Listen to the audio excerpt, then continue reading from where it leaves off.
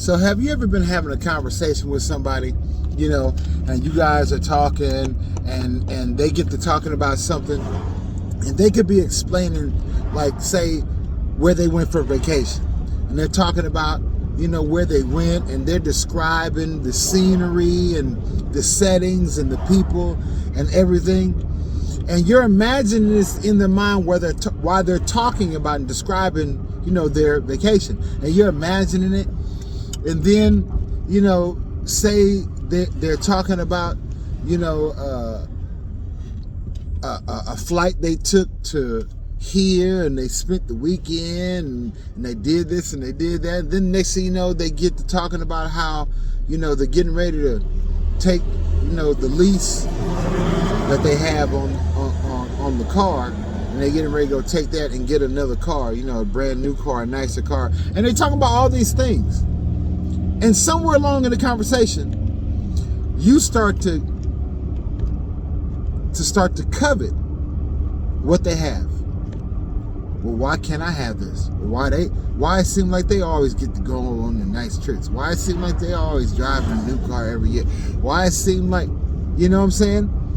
And you start coveting in your heart because the things that you have all of a sudden don't seem as lustrous or as nice. The places that you've been, when you talk about where you've been, they don't seem like they like measure up. It doesn't seem to be as exciting or as eventful. The cars that they drive, or the houses they live in, or the people they hang around, when you tell your stories, they don't seem to be as exciting or as adventurous. You ever been there? What is it that causes us to not be satisfied and not be content with our life and with what we have and with the things that we've accomplished or the things that we have done, right? My prayer is that we learn not to get so caught up in what other people got going on. Be happy for them. You know what I'm saying? Cheer for them. Root them on. You know what I'm saying? Support them if you can. Whether it be with your time, talent, your treasure, financially. But, you know what I'm saying? Go all out for them in their endeavors and their goals. Because that's what we're to do as loving one another and as being a part of oneness and, having the spirit that is leading and guiding us. But I've got to be content where I'm at. Because where I'm at, the next man or woman may not be. It doesn't mean that there's anything wrong with them. Doesn't mean that they're lacking, they're slacking. Doesn't mean that they're uneducated or they don't have it going on. It just is, that's where they're at. Just the same as where I'm at is where I'm at. I may not drive what you drive, or I may not live how you live. I may not be able to fly how you fly and go the places you can go. I may not rub elbows around the people that you rub elbows with. I may not have the degrees and the pedigree and the background. You know what I'm saying? I may not have the resume to be able to get my foot in the doors that you can. But I'm content where I'm at. Are you? That's the question we have to ask ourselves. Are we content where we are? And are we enough? If you're not content where you are, right?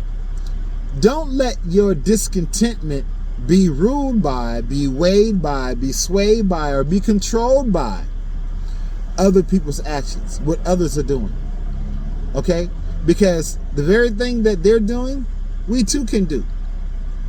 If we put in the time, put in the work, put in the effort, put in the belief that we can do it and that we will get it done, we can do it. But is that what you really want to do? Right? Is that what I really want to do? I don't want to do what you're doing. That's why you're doing it. I want to do what God has called for me to do. Because what he's called for me to do, only I can do. You dig? And so that's where I'm at with it, man. I'm not trying to covet you. I want to applaud you. I'm glad you living a nice life and a finer life. And if you're not living high on the hog, but you're living a little low and beneath and poverty stricken, it's all good, man, because we're all one. You dig? I don't love you no less than the man that's got it all, and I don't love him no same.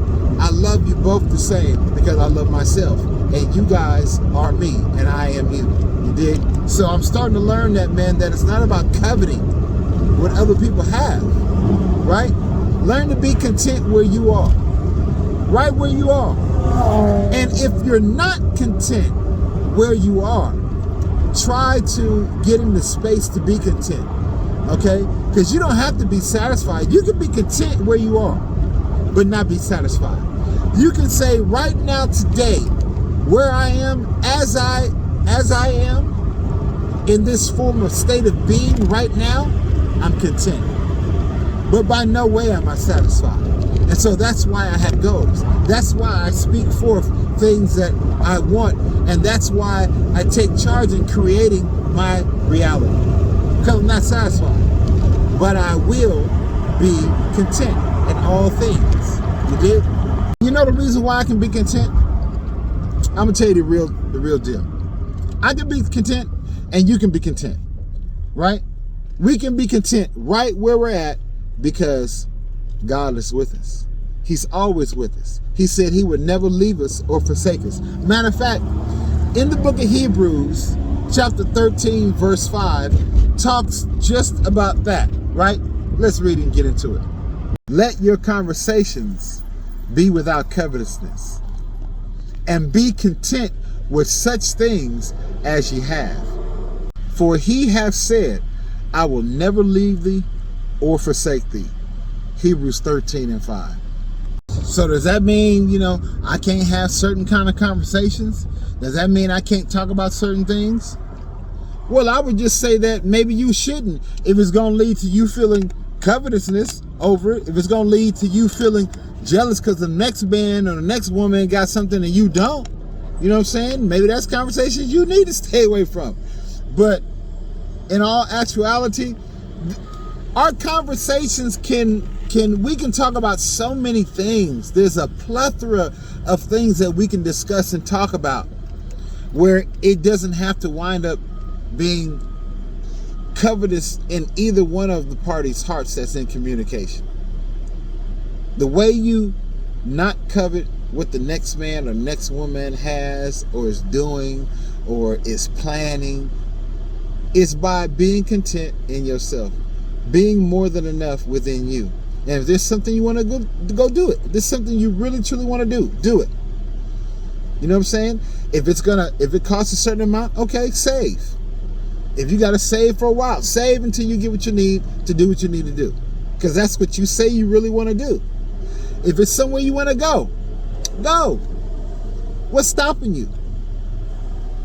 If it's vacation time, save it the vacation time and go. If it's money, save the money and go. If you need to get your passport, fill out the proper information and get your passport. But go do what you want to do. Don't let nothing and no one hold you back. Right? If you can't do what you want to do, like right away and up front, right? In a kind of spontaneous way, then plan it out. There's nothing wrong with planning. You dig? Prior planning prevents piss poor performance. Y'all know the 6 P's. I said it many times. Plan out what you want to do. But there's no reason for you to covet what someone else is doing or someone else has. Someone has a beautiful family and you want a family. Start speaking forth your wife. Start speaking forth the kind of wife that you want and that you expect to see and that you're going to get. Start speaking the kind of husband that you are that's going to attract the wife that you want. Start living to be that type of husband. Start acting and doing and moving like that type of husband for that wife that you're going to attract, for that wife that's going to love the way you move, for that wife that's going to be drawn to how you love. Start doing things now to get what it is that you say you want later. You dig? But don't covet. That's the wrong way. Plan. That's the right way. Why? Because God is always in us. He's always with us. I don't have to be fearful that I'm never going to be enough because he's always with me. I don't have to look at you and you be my scale or you be my barometer of what I can be in life. because he's always with me. It doesn't matter how high you go or how successful you are. I can be just as successful and I can go just as high because he's always with me. You dig? I don't have to walk around with my head hung low because, you know, I've believed some kind of false narrative that I heard or you might have shared or that, you know, you're putting out there. I don't have to walk around like I don't know what I'm talking about. I'm unintelligent, I'm uneducated because I don't have as many degrees as you may have, right? I don't have to feel like I'll never be more than enough because you have all these titles that I don't have. I am more than enough because God says I'm more than enough. He says that I am wonderfully and fearfully made. And he says that he will never leave me nor forsake me. All that I am, my character and all its flaws and all its triumphs, he'll never forsake me. So therefore, I don't need to covet what you have because I have everything I need. You dig?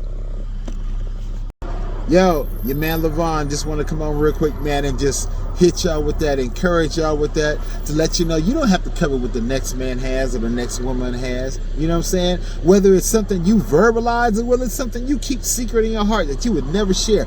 You don't have to fall into that trap and be holding on to that because that's low vibration and low frequency. You dig? Anything and everything we want, we can have. We just have to believe it, speak it, in Jesus' name, for it being to bless us and to bless someone else, and we can have it. That's what he said in his word. Y'all be blessed today. One love. Remember, Lamella E, love, uplift, motivate, inspire, learn, laugh, encourage, and like. Please subscribe to the channel. Please hit the bell notification so y'all is notified whenever I upload content. And please like and share this video. Check out some of the other videos. I'm out.